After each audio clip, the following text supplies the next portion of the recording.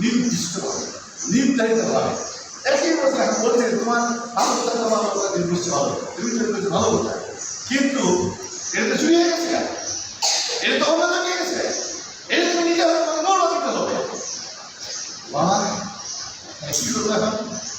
আর এই সন্তান আমার বাবার কাছে শেয়ার করবো, বাবা তোমার কাছে ঠিক আছে, তোমার টাকা আছে, তোমার কেনার মতো সামর্থ্য আছে, ইয়েস আছে, আর মূল্য দিয়ে এই লোক আপনি আবার তিনি ফিরে পেলেন।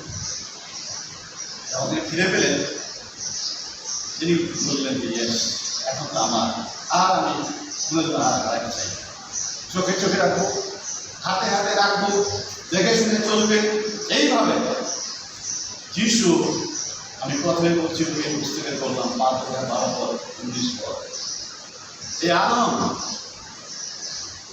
কে তিনি হারিয়ে ফেললেন, পাপ করলেন, ঈশ্বরের কাছ থেকে বেহেশতের বাগান থেকে তাকে একদম ছুঁড়ে ফেলা হয়ে চলে গেলেন।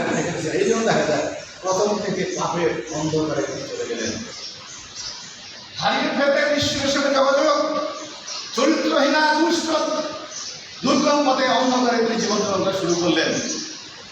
হাজার হাজার কয়েকশো বছর পর আবার ঈশ্বর চিন্তা করেন, ইয়েস আমি এমন একজন ব্যক্তি, আর যিশু তাকে তিনি পাঠালেন। এই যিশু রক্তের বিনিময়ে, রক্তের দ্বারা তিনি ক্রয় করলেন সে আগের অবস্থান দেখে, সেটা এখন নৌকার সাথে তুলনা করতে পারে।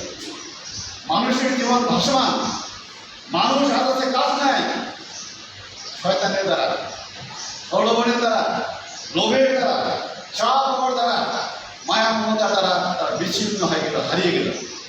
এটাকে এতদিন পর্যন্ত যিশু জন্মগ্রহণ করেছেন আমরা জানি, বড়দিন পালন করছি। তারপরে যিশু